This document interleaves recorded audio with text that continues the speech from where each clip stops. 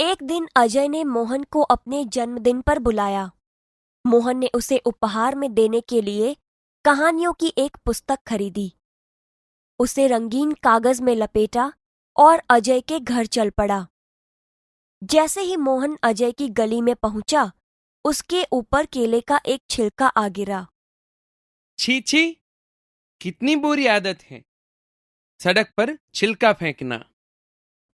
उसने छिलका उठाया और इधर उधर देखा। कुछ दूरी पर उसे एक कूड़ादान दिखाई दिया।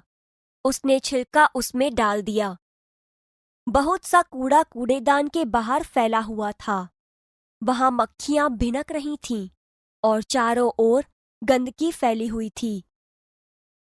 कुछ और आगे बढ़ा तो मोहन को बड़ी बदबू आई।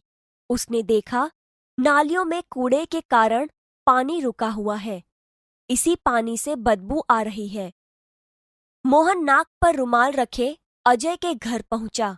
वहां अजय के और भी कई मित्र आए थे।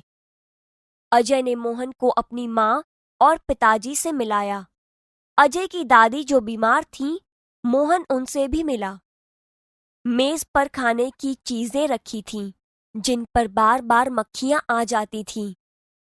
अजय, तुम्हारे मोहल्ले में इतनी गंदगी क्यों है? क्या नगरपालिका इसे साफ नहीं कराती? बेटा, नगर पालिका की गाड़ी आया करती है। जगह जगह कूड़ेदान भी हैं, पर कुछ लोग उनमें कूड़ा नहीं डालते।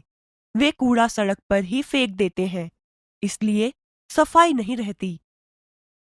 दूसरे दिन पाठशाला में मोहन ने अपने अध्यापक को यह बात बताई। तुम ठीक कहते हो मोहन, गंदगी बहुत से रोगों की जड़ है। नगर पालिका का काम नगर को स्वच्छ रखना तो है, पर हमें भी नगर पालिका की सहायता करनी चाहिए। चलो, एक दिन हम सब अजय के मोहल्ले में चलें और स्वयं सफाई का काम प्रारंभ करें। रविवार के दिन सभी अजय के मोहल्ले में गए। सबके हाथ में एक एक टोकरी और झाड़ू थे। सड़क पर झाड़ू लगाकर उन्होंने कूड़ा इकट्ठा किया, नालियों की सफाई की और पानी का रास्ता बनाया।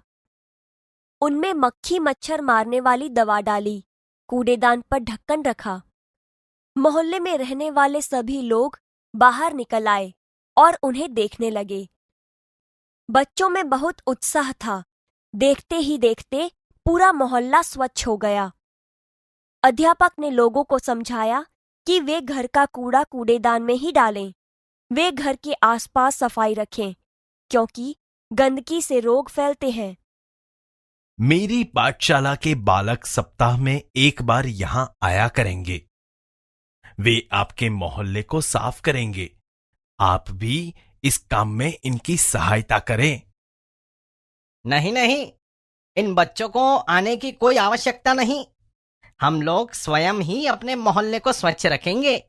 अब आप इसे हमेशा साफ सुथरा पाएंगे।